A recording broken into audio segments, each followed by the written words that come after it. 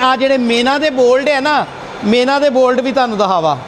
ਇਹ ਆ ਦੇਖੋ, ਮੇਨਾ ਦੇ ਬੋਲਟ ਵੀ ਟੇੜੇ ਲਾਏ ਆ।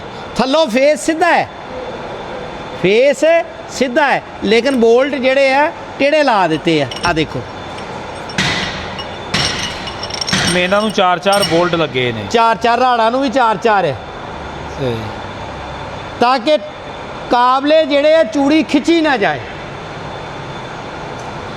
ਕੰਮ ਤੇ ਅੰਗਰੇਜ਼ ਨੇ ਪੂਰੇ ਧਾਕੜ ਮੇਲ ਕੀਤੇ ਆ ਜੀ। ਆ ਬੜੇ ਪਾਏਦਾਰ ਇੰਜਨ ਹੈ ਕੈਟਰਪਿਲਰ ਦੇ। ਸਹੀ, ਇਹ ਕੈਟਰਪਿਲਰ ਕੰਪਨੀ ਦਾ ਨਾਮ ਆ? ਕੈਟਰਪਿਲਰ USA ਦੇ, ਸਹੀ, ਅਮਰੀਕਾ ਦੀ ਕੰਪਨੀ, ਅਮਰੀਕਨ ਕੰਪਨੀ ਹੈ।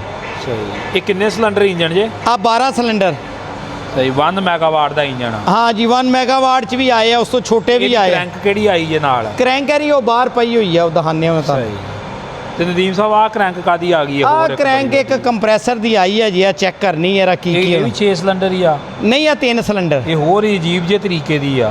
ਨਹੀਂ, ਆ 3 ਸਿਲੰਡਰ ਜੇ, 6 ਸਿਲੰਡਰ ਨਹੀਂ, ਆ 3 ਸਿਲੰਡਰ ਆ। 3 ਸਿਲੰਡਰ ਜੇ ਆ, 1 2 ਤੇ 3। ਸਹੀ, ਬੈਰਿੰਗ ਵੇਖੋ ਜੀ, ਤੇ ਸਾਈਡਾਂ ਤੇ ਬੈਰਿੰਗ ਪਾਏ ਆ, ਸਾਈਡਾਂ ਤੇ ਬੈਰਿੰਗ ਤੇ 2 ਮੇਨ ਆ ਕੰਪਰੈਸਰ ਦੀ ਕ੍ਰੈਂਕ ਹੈ। ਸਹੀ ਸਹੀ। ਆ ਜੇ ਚੈੱਕ ਕਰਨ ਵਾਲੀ ਹੈ, ਠੀਕ। ਇਹਦੇ ਪੀਸ ਪੂਸ ਕੁਛ ਬੰਨਾ, ਸਮਾਨ ਇਹਦਾ ਬੰਨਾ।